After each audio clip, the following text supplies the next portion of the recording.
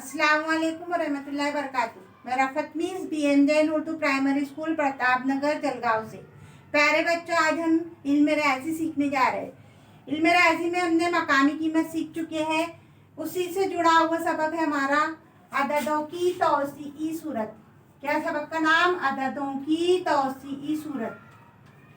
अददों की तौसीई सूरत में हम ये देखेंगे कि तौसी ये लफ्ज़ नया है हमारे लिए। तौसी करना यानी क्या? तो तौसी ये लफ्ज़ निकला है, तौसीई लफ्ज़ निकला है तौसी से। कैसे निकला हुआ है? तौसी से। और तौसी इसके मानी होते हैं फैलाना। तौसी इस लफ्ज़ के मानी होते हैं फैलाना। तौसी करना यानी फैलाना।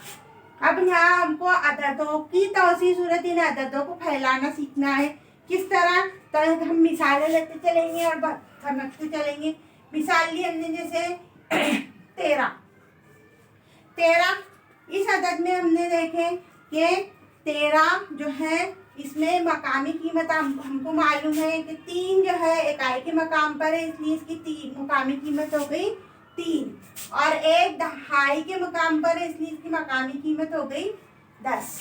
ये देखेंगे हम 3 यानी 1 दहाई यानी 1, 2 दहाई 2, 3 दहाई 3। और 1 जो है उसकी मकामी कीमत हो गई 10। तो 10 और 3 ये हो गए 13, है ना। 10 और 3 ये हो गए 13।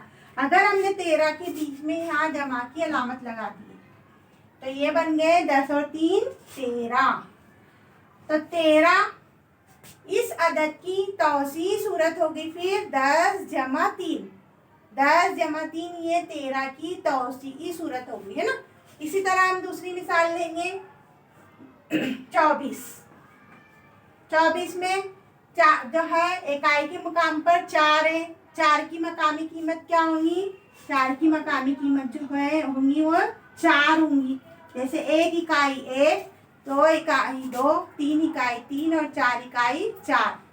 4 की मकामी कीमत 4 और 2 जो है दहाई के मकाम पर है, तो एक दहाई 1 और 1 दहाई 1। इस तरह 2 दहाई 20, 2 दहाई 20। इस तरह 4 की मकामी कीमत 4 और 2 की मकामी कीमत 20। इन दोनों के बीच में अगर हमने जमा की अलामत लगा दी तो बन गए 20 जमा 4। 20 जमा 4 ये 24 की तौसीई सूरत कहलाएगी। क्या कहलाएंगी? 20 जमा 4 24 की तौसीई सूरत। हम और मिसालें लेते हुए चलते हैं जो हम इसके जरिए देखेंगे। जैसे ये है 17। क्या है अदद? 17, है ना। 17 में एक जो है 7 जो है दहाई के इकाई के मकाम पर है और 1 दहाई के मकाम पर है, तो 7 की मकामी कीमत हो गई 7 और 1 की मकामी कीमत हो गई 10। इस तरह 10 जमा 7 किसकी तौसीई सूरत हो गई? 17 की। 10 जमा 7 बराबर 17, यानी 17 की मकामी कीमत 10 जमा 7 17।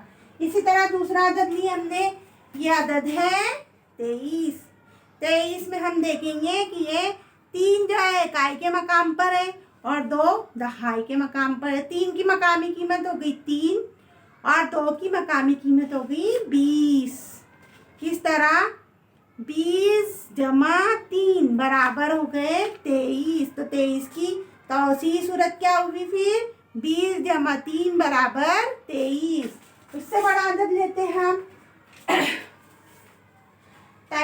33। उससे बड़ा अदद लिया हमने 33। 33 में ये 3 इकाई के मकाम पर है, इसलिए इसकी मकामी कीमत 3। ये 3 दहाई के मकाम पर है, इसलिए इसकी मकामी कीमत हो गई 30।